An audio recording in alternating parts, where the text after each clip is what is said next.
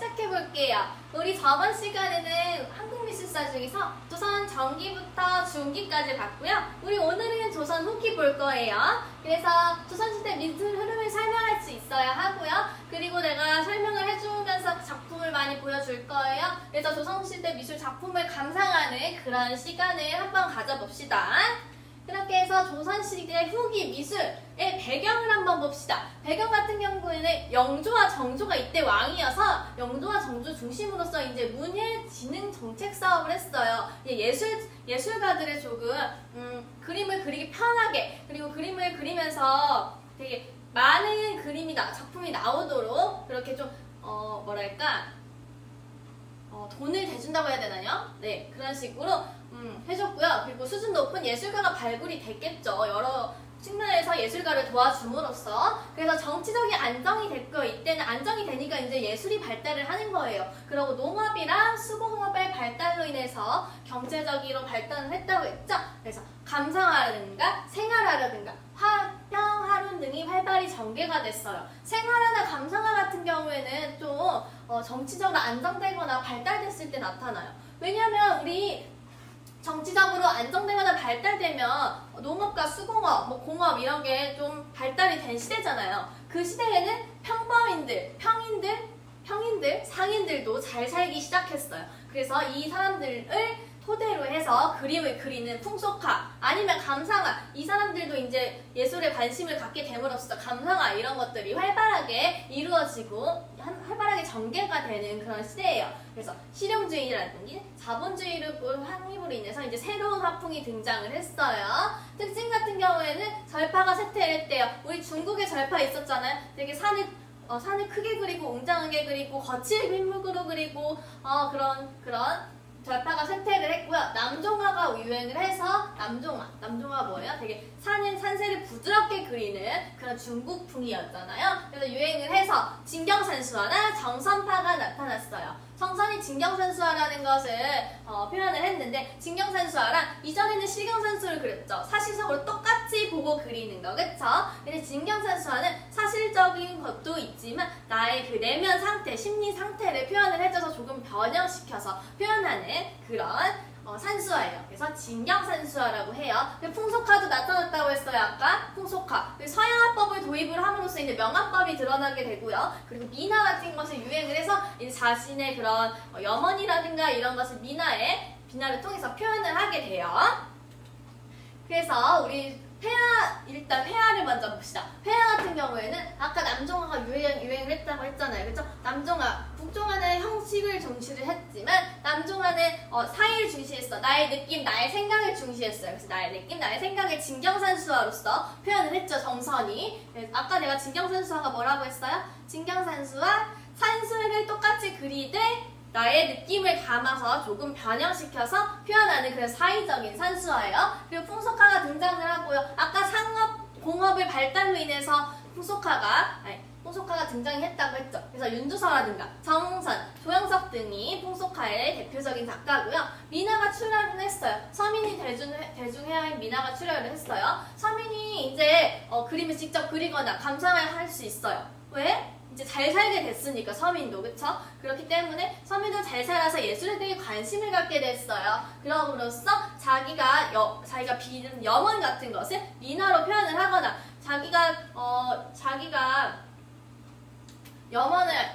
자기의 그런 생각 같은 것을 민화 같은 것을 사서 걸어놓는 그런 감상한 목적이 나타나기도 하고요. 서양화법이 전례가 됐어요. 아까 상공업이 발달함으로써 우리도 다른 나라랑 교류를 하겠죠. 교류를 함으로써 교류를 함으로써 우리 서양화법을 받아들여서 음연법이라든지 원근법 같은 이런 표현이 나타나기 시작했어요. 그래서 이것은 정선의 진경산수화고요. 얘는 풍속화, 그렇죠? 얘는 서양화법을 이어받아서 바위 표현이 되게 음연법이 나타나는 그런 표현이 나타났죠? 그리고 이거 같은 경우에는 민화를 표현한 그런 작품이에요. 그래서 조선시대 후기 전체적인 회화 미술은 이렇게 되고요. 이제 조선시대 후기 전반적인 미술을 한번 살펴봤고요. 우리 중요한 정선 작가부터 천천히 한번 살펴봅시다. 그래서 정선 같은 경우는 아까 얘기했죠. 진경산수화를 창시한 그런 작가예요. 그래서 금강전도라는 진경산수화를 표현한 제일 대표적인 작품을 한번 봅시다. 이것은 진경산수화예요. 진경산수화. 실제로 산수에 조금 변형시켜서 자신의 감성을 표현시켜주는 그런 작품이고요. 부관법을 활용을 했대요. 부관법이 뭐예요? 저번에도 배웠어요. 내가 새가 된 듯한 느낌으로 위에서 이렇게 날아다니면서 아래의 그런 산세를 보는 듯한 느낌을 그린 구도. 그쵸? 구도법. 그래서 위에서 아래로 내려다보는, 하늘에서 아래의 산을 내려다보는 그런 표현이 많이 나타나고요. 원형구도로 압축을 했어요. 우리 금강전도는 금강산을 표현을 한 건데, 금강산 같은 경우는 엄청 넓잖아요. 그쵸? 엄청 넓고 이렇게 원형은 아니에요. 원형 아닌데 이 작가가 자기가 압축시켜서 표현을 해준 거예요. 원형 구도로 압축시켰고요. 왼쪽 아래랑 여기 봐봐. 오른쪽 위랑 산이 똑같은 산인데 좀 표현이 다르죠. 왼쪽 아래 같은 경우는 토산이에요. 토산이 뭐야? 흑산. 흑산이면 되게 부드러운 산일 거 아니에요? 그래서 피마줄이나 밑점 같은 점을 콕콕콕콕 찍는데 좀 부드러운 점을 찍어서 표현을 해줬고요. 저기 오른쪽 암산. 여기는 암산이에요. 암산은 토산보다 뭐야? 돌산이잖아. 그럼 딱딱할 거 아니에요. 그쵸? 딱딱하고 날카로운 표현이 보일 거예요. 그렇기 때문에 수직준이라는 이런 뾰족뾰족한 그런 선을 사용을 해서 표현을 해서 이제 암산과 토산, 왼쪽 아래와 오른쪽 위에 그런 대조가 보여요. 그리고 여백의 푸른빛을 통해서 산을 부각을 시켰어요. 봐봐, 요 안에보다 요 하늘과 이 산의 그런 경계, 파란색 빛을 표현을 함으로써 경계 표현이 뚜렷해지고요. 그리고 산을 부각시켜줬어요. 그리고 수직, 수평의 강함과 부드러움이 나타나요. 왜 강함과 부드러움이 다 나타날까? 아까 토산이랑 암산이랑 강하고 부드러운 차이가 나타나서 강함과 부드러움이라든가 흑백 대비가 나타났어요. 그리고 음양의 조화, 음과 양의 조화가 나타나요. 이쪽은 이쪽은 양 이렇게 표현을 해줬어요. 이 사람은 정선은. 그래서 음양의 조화가 나타나고요. 얘 동그란 문이잖아요. 그죠? 동그란 문인데 잘 보시면 여기 아래 내가 여기 토산이라고 했잖아요. 그죠? 토산, 암산 이렇게 나눠서 보시면 태극무늬가 이렇게 보여요. 그래서 우리나라의 그런 정선을 반영했다라고 보시면 될 것 같아요. 그래서 정선하면 금강전도가 가장 중요한 작품이고요. 금강전도는 진경산수의 또 대표적인 작품이라고 보시면 될 것 같아요. 그리고 겸재정선의 그 다른 작품들도 몇 개 한번 봅시다. 청풍궤도 같은 경우에는 아까 정선의 그 금강전도보다 조금 더 강한 흑백 대비가 보이고 거칠잖아요. 그쵸? 그래서 바위의 괴량감이라든지 역동적인 구도, 역동적인 구도가 어떻게 나타날까? 이 산세, 산이라든가 아니면 나무의 그런 필법에 되게 필법을 되게 뭐라고 할까?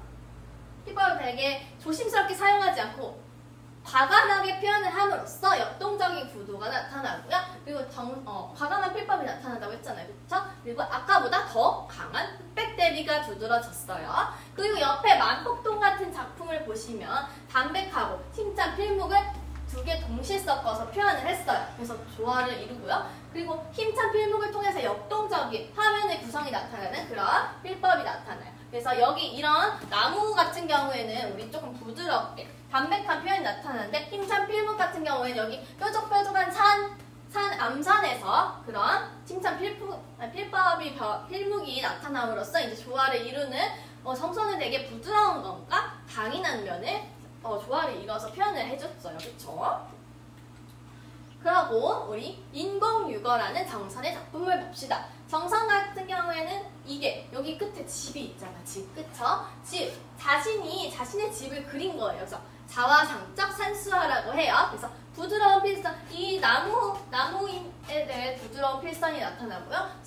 선염이라는 것은 물을 많이 섞어가지고 되게 퍼지게 만드는 거예요. 연하게 안개처럼 표현하는 그런 거예요. 그래서 선염을 이 산 뒤에 산에다가 선염으로 표현을 해줌으로써 앞에 있는 나무와 뒤에 있는 산과 대조를 이루도록 표현을 했고요. 그리고 남종화풍의 영향을 받아서 이제 아까 남종화풍 어떻다고 했어? 부드러운 표현이 나타난다고 했잖아요. 그래서 푸념철이랑 순륜한 밑점 아까 뭐라고 했어? 부드러운 점을 사용한다고 했죠. 그래서 온화함과 서정적인 똑같은 겸재정선이 그린 건데 아까 이 청풍궤도 제주궤도나 만폭동 보다가 우리 이 인공유골을 한번 봅시다. 여기서는 강인한 흑백 대비를 통해서 표현을 해줬다면 여기는 부드러운 선염과 필선을 통해서 서정적인 표현을 해줬어요. 그래서 정선은 두 가지 양상이 다 보이는 그런 작가예요.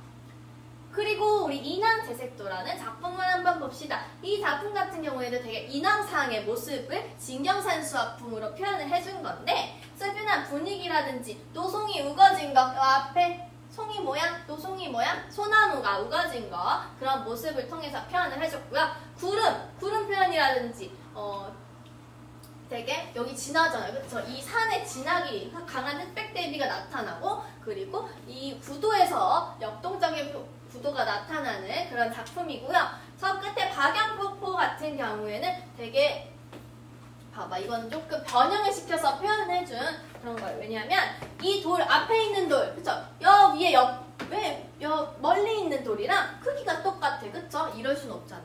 그쵸? 그래서 원근법이 보이지 않는다는 그런 특징이 보여요.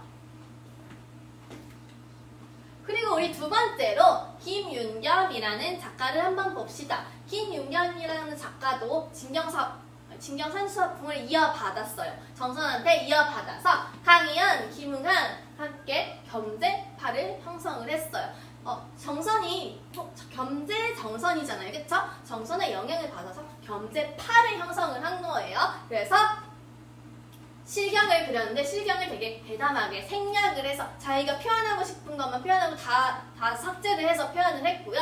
그리고 수묵과 담채의 가벼운 표현이래. 우리 수묵이랑 담채랑은 되게 투명하고 물을 많이 섞어서 표현하는 그런 수채화적인 표현이 나타나거든요. 그렇기 때문에 가벼운 표현. 여기 봐봐요. 다 연하잖아요. 그쵸? 가벼운 표현이 나타나고요. 그리고 바위의 붓질을 되게 계속 똑같이 반복을 해줌으로써 입체감을 가미해주는 그런 작품이에요. 그래서 아까 말했죠? 수채화를 연상시키는 화풍이다. 그래서 되게 연한 그런 서정적인 표현이 나타나고요. 쇠북 같은 경우에는 아까 방금 우리 봤던 김윤겸과는 반대의 성향이 보이죠. 쇠북 같은 경우에는 되게 대담하고 자유롭고 과감한 필선을 통해서 되게 웅장한 산, 뾰족뾰족한 산을 표현을 해줬고요. 그리고 정선화풍에다가 우리 부드러운 남종화풍을 더해서 독창적인 화풍이 나타났어요. 그래서 이 표운사도 같은 경우를 보시면 정선의 영향을 받은 게 보이는데 정선의 영향을 받은 것은 앞에는 토산이고 뒤에는 암산을 표현을 해줬고요. 그리고 간결하게 먹선을 표현을 해줬다는 게 영향을 받았고요. 이 풍설야기인이라는 이 작품은 조금 더 이 표운사도보다 거친 필묵이 나타나죠. 이것은 되게 지두화로 그린 거야. 지두화가 뭐야? 손으로 그린 거야. 손톱으로 그냥 물감 딱 찍어주고 자기 마음대로 그린 거예요. 그래서 지두화로 표현해서 날카로운 분위기라든지 서정적을 표현해주는 그런 작품입니다. 그리고 쇠북 같은 경우에는 우리 개와 갈대나 아니면 메추라기와 조 같은 이런 동물, 곤충 뭐 이런 것들도 표현을 해줬어요. 그래서 개와 갈대라는 것도 이것도 지두화를 통해서 조금 거친 느낌이 나죠. 그래서 개와 갈대를 같이 섞어서 표현을 함으로써 장원급제한다는 의미를 담고 있는 그런 작품이고요. 메추라기와 조 같은 경우에는 문징명 것을 방작을 했어요. 중국에 문징명이라는 작가가 있는데 그 작가 되게 유명해요. 유명한 작가를 거를 똑같이 그린 거예요. 왜 똑같이 그렸을까? 그 사람을 닮고 싶으니까, 그 사람을 존경하니까 그린 거예요. 그래서 문징명의 그런 표현적인 게 여기 다 보인다고 생각하시면 되고요. 그리고 분위기가 되게 서정적인 분위기가 나타나요.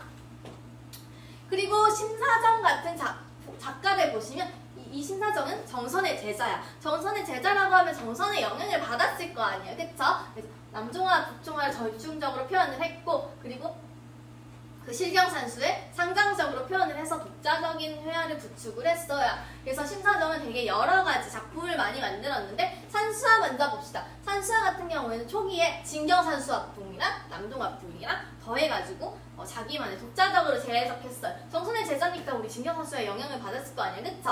그리고 후기 같은 경우에 북종화, 부벽준. 북종화 되게 거칠고 되게 거칠고 거대한 산을 그리자.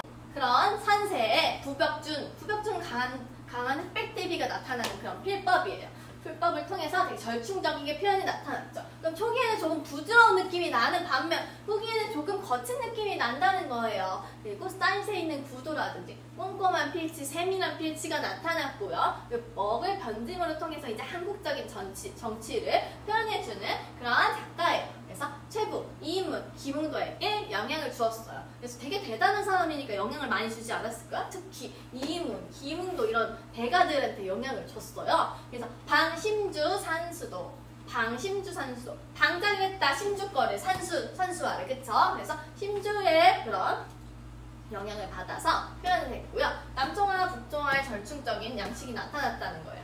남종화의 그런 원근의 주선이라든가 근경에는 언덕 이 표현을 했고요. 북종화에는 절벽이라든가 부벽준, 내가 아까 뭐라 했어? 부벽준? 강한 흑백 대기비가 보이는 필묵이라고 했죠. 그래서 그것을 절충시켜서 표현을 한 방심주산수도고요. 개거상락도 같은 경우에는 중앙의 암선을 되게 거친 필묵으로 사용을 했고, 그리고 푸른색과 녹색을 사용함으로써 푸른색과 녹색을 사용함으로써 조화를 이루는 그런 수채화적인 표현이 나타나네요. 그쵸? 그래요. 그리고 명모화라든가 화조화라든가 초충도 이런 것도 표현을 해줬어요. 그래서 이 연지쌍합도라는 작품을 한번 봅시다. 되게 유려한 필치, 부드러운 필치를 표현을 해줬어요. 그래서 여성적인 표현이 나타나고요. 노안도 같은 경우에는 붓끝이 갈라짐으로써 갈필이 나타나요. 저번에 설명을 해줬어요. 갈필이 뭘까요? 갈필 같은 경우에는 물을 조금 쓰면은 계속 쓰다 보면은 붓에 물감이 묻는 경우도 있고 흰색 부분이 나타나는 경우도 있어요. 그쵸? 그래서 그게 갈필이라는 거예요. 그래서 붓끝이 갈라짐으로써 갈필 표현이 나타나고 거칠게 표현이 되겠죠? 그리고 강한 필치를 표현했고 이 기러기를 사용을 했잖아요. 기러기를 통해서 이제 자신의 쓸쓸한 표현을 화면 안에 집어 넣어준 거예요. 그래서 감정이입을 해준 거죠. 기러기에게. 그리고 도서민문화라든가 지두화가 나타나요. 아까 지두화가 나타나요. 그래서 하나선인도 같은 작품 경우에는 이거 지두화로 표현을 한 거예요. 지두화로 표현되면 어때? 좀 거친 느낌, 그리고 강한 흑백 대비가 나타난다고 아까 그랬잖아요. 그래서 하나선인도의 이런 지두화를 통해서 강한 그런 선묘가 보이고요. 강한 흑백 대비, 되게 뚜렷해 보이는 효과가 나타나고요. 그리고 배경을 생략하고 대상만 표현함으로써 빠르고 거칠게 그려졌다는 특징이 있고요. 선유도 같은 경우에는 이 도석인물화인 하마선인도랑 완전히 다르죠. 얘는 거친 느낌이 나타나는데 이 선유도 같은 경우에는 유유자적한 선비의 이상을 표현하기 위해서 부드러운 선묘를 사용을 했고요. 수채화 같은 선염을 사용을 해서 표현을 해줬어요. 그리고 우리 강세왕을 한번 봅시다. 강세왕 같은 경우에는 중국의 화풍에 영향을 많이 받아들여서 독자적인 화풍을 형성하는 그런 작가예요. 그래서 담백한 필치라든지 먹빛의 조화라든지 담체의 조화 등등 이런 특징이 있는데 산수화에서는 우리 아까 중국의 원매사대가 오파, 송기창, 육법산수 이렇게 여러 가지의 화풍의 영향을 받았잖아요. 그래서 복합적인 양식이 나타나고요. 그리고 생생하게 표현해서 수채화 같은 느낌이 나요. 이거 작품 한번 봅시다. 작품 같은 경우에도 우리 너무 진한 선 사용 안 하잖아요. 그쵸? 맑은 선을 사용하면서 좀 서정적인 느낌이 나는 게 강세왕이에요. 그래서 야수 허정도 같은 경우에는 그냥 근경에 정자라든가 아니면 나무 몇 그루 정도 있는 정도, 그리고 중경이 없고 후경에 산을 그려놓으면서 되게 부드러운 필선을 사용을 해서 서정적인 표현이 나타나고요. 맑은 표현이 나타나고, 벽오청 소도 같은 경우에는 심주의 그림을 방작을 했어요. 심주 같은 경우에도 되게 유명한 화가여서 담고 싶어서 방작을 한 거예요. 그래서 심주의 구도를 해석을 해서 넉넉한 여백이라든지 청명한 색, 우리 청색빛이 많이 나타나잖아요. 그쵸? 청명한 색을 보임으로써 활달한 필치를 통해 우리 중국의 남정화적인 양식이 보이는 작품입니다. 그리고 복합적인 양식이 나타났다고 했잖아요. 강세형 같은 경우에는 특히 복합적인 양식이 많이 나타나는데 우리나라의 그런 양식이라든지 아니면 수채화 같은 효과라든지 아니면 서양 화풍에서 영향을 받은 것도 있어요. 그래서 영통 동구도 같은 경우에는 돌에, 이거 다 돌이야. 돌에 윤곽이 변화가 없어. 굵기가 변화가 없는 필법을 사용을 했는데 음영을 이때부터 사용해서는 그렇게 음영법을 중요시하게 생각하지 않았어요. 근데 이때 서양화풍이 들어오면서 서양 안에 우리 되게 음영 표현을 많이 하고 유어로서 되게 사실적인 그림을 많이 그렸잖아요. 그거에 영향을 받아서 여기도 이제 우리 한국의 그런 물감을 사용을 해서 조금 음영법을 표현을 하기 시작했어요. 그래서 여기 돌에도 음영법이 나타나고요. 근데 좀 초보적인 음영법이죠. 왜냐면 이렇게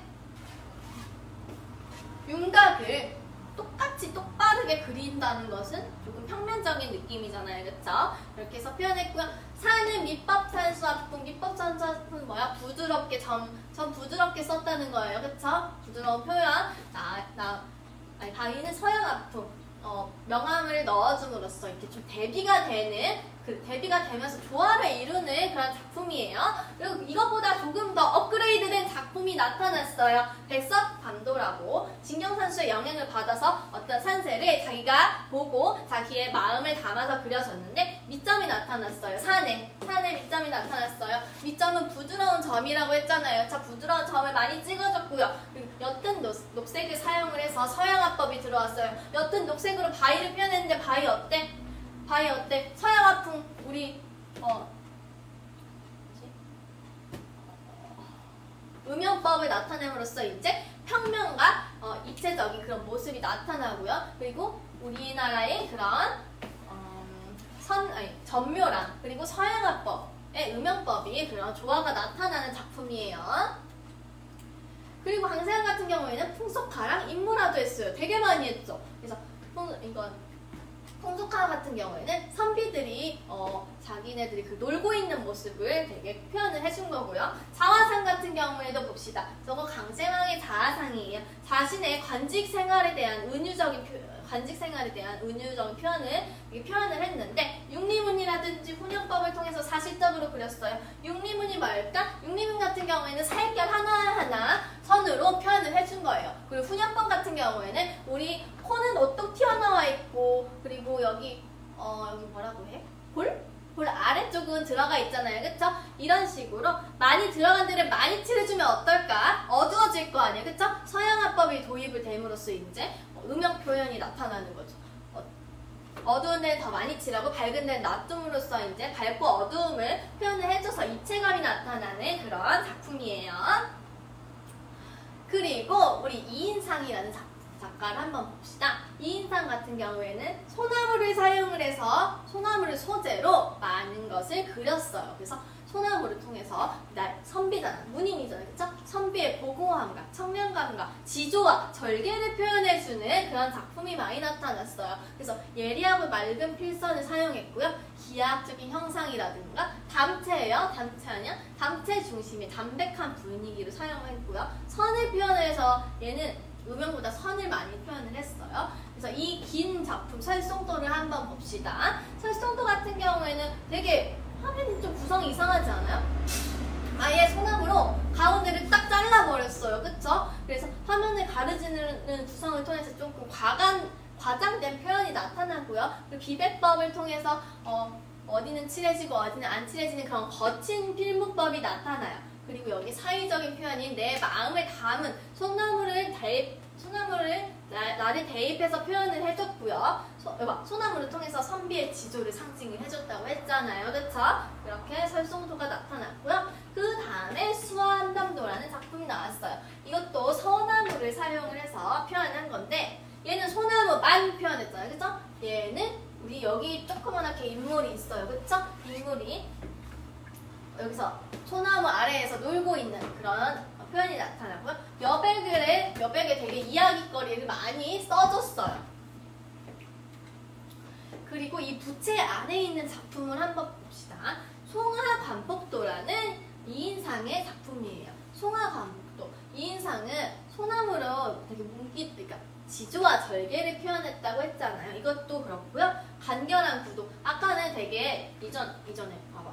되게 빽빽하게 그려줬잖아요. 그리고 여기는 여백이 많긴 하지만 글씨를 써줬어요. 근데 이 작품에서 보면 되게 간결한 구도라든지 여백이 되게 많이 보이는 그런 작품이고요. 그리고 소나무가 구부러져 있어요. 그리고 갈피를 사용해서 거친 그런 소나무를 그려줬고요. 그리고 흰색과 검정색의 그런 담백한 조화가 일어나고 자신의 단직에 대해서 조금 후회하는 은일자적인 어디 들어가서 살고 싶은 속세를 벗어나고 싶은 그런 표현을 해준 작품이에요. 그리고 강희연 한번 봅시다. 강희연 중요해요. 강희연 같은 경우에는 정선의 영향을 받았어요. 정선의 진경산수의 영향을 받았고 서양화법에 도입을 해서 이제 파격적인 진경산수 화풍이 나타나요. 그래서 이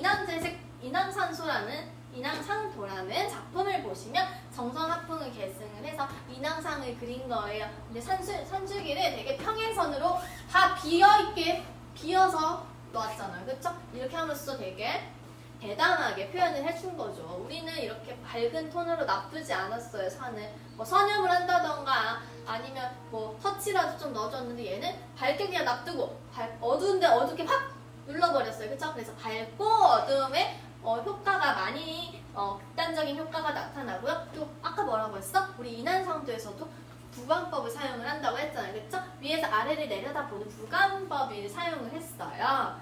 그리고 사인피호 같은 저 작품 같은 경우에는 선비들의 모습을 그냥 사실적으로 묘사했다 정도 보시면 될 것 같아요.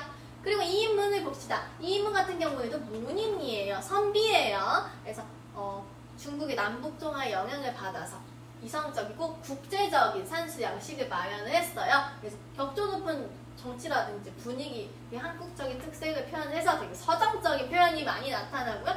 흐릿한 선엽을 많이 사용을 해서 표현을 했어요. 그래서 수업 정보 같은 경우에는 이것도 진경산수화풍이라고 보시면 되고요. 이 단발력만 금강도가 중요해요. 이 작품 같은 경우에는 금강산의 고무리를 되게 가느다란 선묘로 표현을 해줬고요. 여기는 되게 변형을 해줘서 여기는 배경에는 아무것도 없다가 갑자기 산만 딱 튀어나와 있잖아요. 그쵸? 이렇게 깊이감과 음영감을 표현을 해주는 그런 작품이에요. 그리고 독창적인 구성이죠. 갑자기 산이 딱 있고 앞에 소나무 하나 딱 있고 그쵸? 지금까지 이런 작품 본 적 없는데 다 되게 채워져 있는 그런 작품을 많이 봤잖아요. 그쵸? 그래서 되게 뭔가 독창적인 구성이 보이는 그런 작품이에요. 파격적인 구도가 나타나요.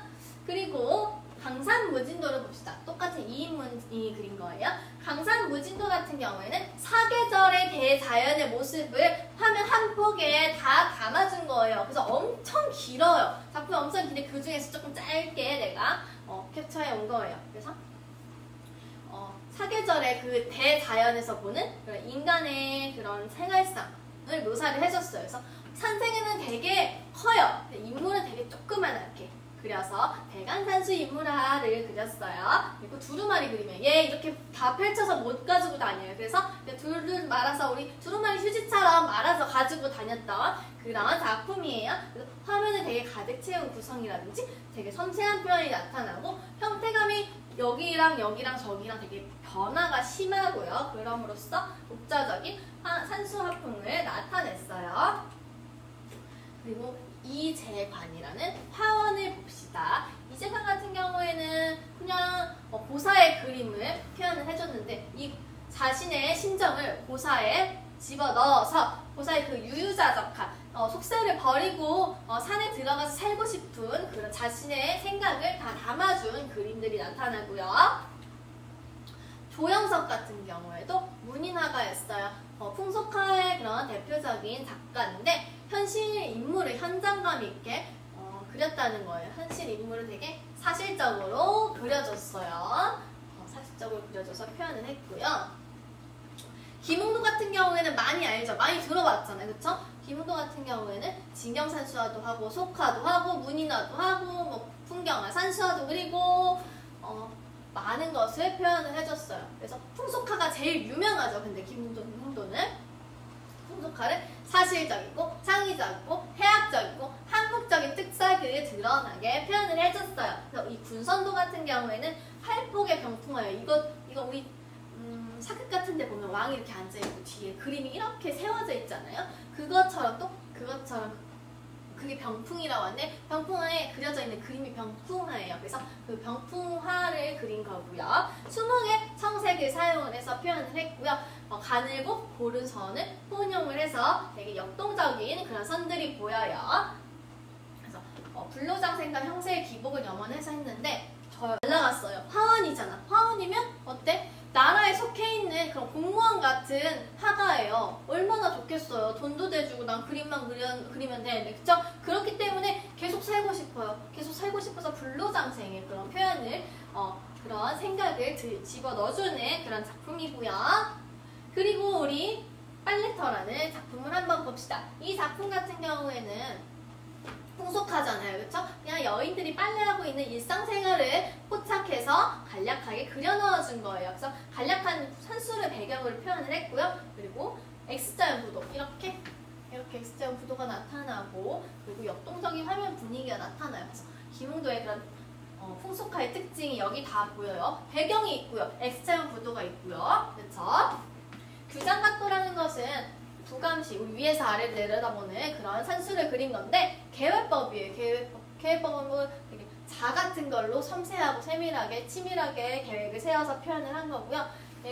얘가 규장각에서 일어난 일을 기록을 해놓은 그런 기록화예요.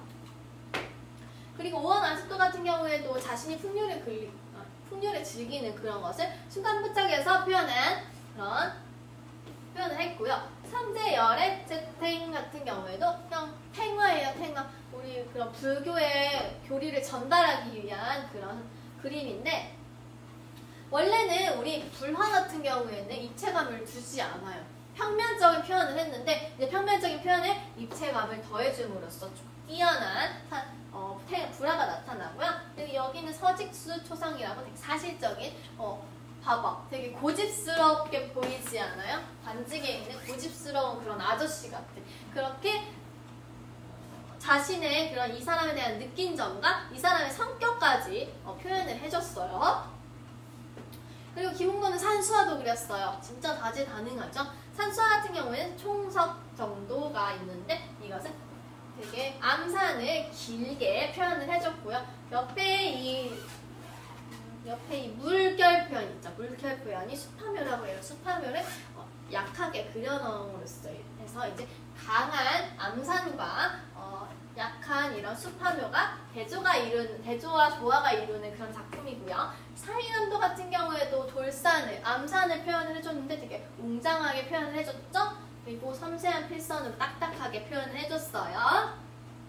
그리고 연불서승도라는 그런 도석인물화예요. 도석인물화 같은 경우에는 옷자락 같은 게 자유롭게 표현을 했고요. 여기 두강이 보여요. 원래 이런 거는 우리 석굴암 같은 데에서 봤잖아요. 그쵸? 거기에 안치되어 있는 불상 뒤에 동그랗게 뒤에 있었잖아요. 그게 신적인 요소를 표현하는 건데, 스님에 딱 이렇게 신적인 요소를 표현을 해줬어. 그쵸? 그리고 원래는 뒷모습을 많이 안 그려서 지금까지 우리 뒷모습 그린 거 본 적 있어요? 없죠. 근데 김웅도가 뒷모습을 최초로 그려줬어요. 그리고 기로세련도 같은 경우에는 저것도 위에는 진경사수사펑인데 아래는 풍속화 아니면 기록화, 저기 표현이 복합적으로 나타나는 작품이에요. 그리고 우리 김웅도 다음에 김득신을 봅시다. 김득신 같은 경우에는 김웅도의 영향을 받았어요. 그래서 주변 환경을 되게 간단하게 표현했고요. 도구를 사용을 했고요. 현장감 있게 순간 포착해서 그려줬어요. 그래서 야묘도추라는 이 작품이 되게 중요해요. 일상의 그런 일상의 해학적인 모습을 순간 포착해서 사실적으로 그려줬어요. 근데 배경은 그렇게 많이 없어. 단순하게 표현을 해줬어요. 그래서 생동감 있는 표현이 나타나고요. 미래투전 같은 경우에는 앞에는 사람이 조그만하고 뒤에는 더 크게 그렸어. 그래서 원근법이랑 조금 다르죠. 원래 원근법은 앞에는 크게 뒤에 점점 갈수록 작게 그렸잖아요. 그쵸? 그렇게 해서 원근법이 바뀌었다 해서 역원근법으로 표현해줬고요. 인물의 표정이라든지 동작이라든지 뒤에 간단한 정물을 섬세하고 생생하게 표현하는 그런 풍속화가 나타났어요. 그리고 신윤복 아시죠? 신윤복 김웅도와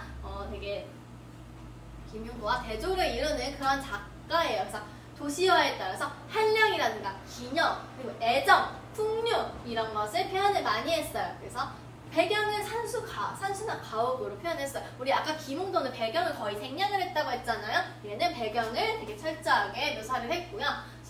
선의 표현이라든가 아니면 따뜻한 색채를 사용을 해서 자유분방하고 과감한 묘사가 나타납니다. 그래서 그래서 월화정인 같은 경우에도 이것도 우리 옛날에는 이렇게 여자가 밤에 나올 수 없었어요. 몰래 나와서 남자랑 만나서 이거 뭐지? 데이트하는 거야 지금. 그런 모습을 순간포착해서 표현을 해준 거고요. 이 단오풍전 같은 경우에는 창포물에 머리 씻는 그런 날이 있잖아요. 그쵸? 그런 창포물에 머리 씻는 여인이라든지 아니면 그네를 타고 있는 여인을 통해서 이 조선시대 후기 조선시대의 그런 풍류를 표현을 해주는 그런 작가예요. 그리고 김도령 같은 경우에는 북종화랑 남종화랑 섞어서 산수화를 표현했고요. 서양화를 영모화의 서양화법을 적용을 해서 표현해줬어요. 그래서 산수도 먼저 봅시다. 월야산수도 같은 경우에는 나뭇가지를 되게 뻣뻣하게 표현을 했고요. 빠른 분놀림을 통해서 속도감을 표현을 해줬고, 달과 안개를 통해서 은은하고 서정적인 표현이 나타나고요. 얘는 산수도는 남종화랑 북종화랑 섞였다고 했는데, 영모화 같은 경우에 서양화법을 도입을 했다는 거죠. 흑구도 같은 경우에 영모화예요. 그래서 서양화법이랑 전통화법이랑 종합을 해서 이제 표현을 했어요. 그래서 태서법이라는 서양화법의 세밀한 표현으로 강아지의 그런 털까지 묘사를 해주는 그런 작품이에요. 그 변상병이라는 작품을 보시면, 변상병이라는 작품은 화원인데 변고양이라는 그런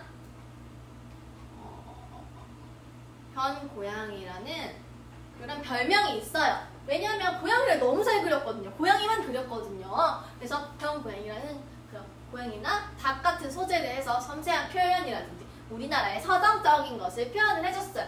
묘작도라는 두 마리의 고양이를 표현을 해줬는데, 두 마리의 고양이라는 것은 되게 자식의 그런 높은 벼슬에 오르기를 기대하는 그런 게 담겨져 있고요. 6마리의 참새라는 것은 기쁨의 소재예요. 그래서 두 개 다 합치면 자식이 높은 벼슬에 올라서 기뻐하고 싶다라는 표현을, 그런 의미를 담고 있는 그런 작품이고요. 그리고 섬세한 필선이라든가 나무에는 서양화법으로 음영 처리를 해서 이제 서정성을 표현해주는 그런 작품이에요. 그리고 계자도 같은 경우에는 그냥 여기가 이게 뭘까? 이거 뭐 같아요, 근데? 이거? 큰 돌이에요. 돌을 좀 변형시켜서 표현을 해줬어요. 닭처럼. 그래서 큰 개석을 바탕으로 여기 닭을 되게 사실적으로 섬세하고 세밀하게 표현을 해준 작품입니다. 그래서 우리 조선시대 후기에 엄청 많은 작품들을 많이 감상을 했어요. 그쵸? 감상을 했어요. 우리 다음 시간에는 조선 말기를 한번 배워볼 거예요. 근데 우리 다음 시간에는 드디어 개학해서 볼 수 있잖아요. 그쵸? 우리 개학하면 즐거운 마음으로 미술실에서 봅시다. 다음 주에 뵐게요.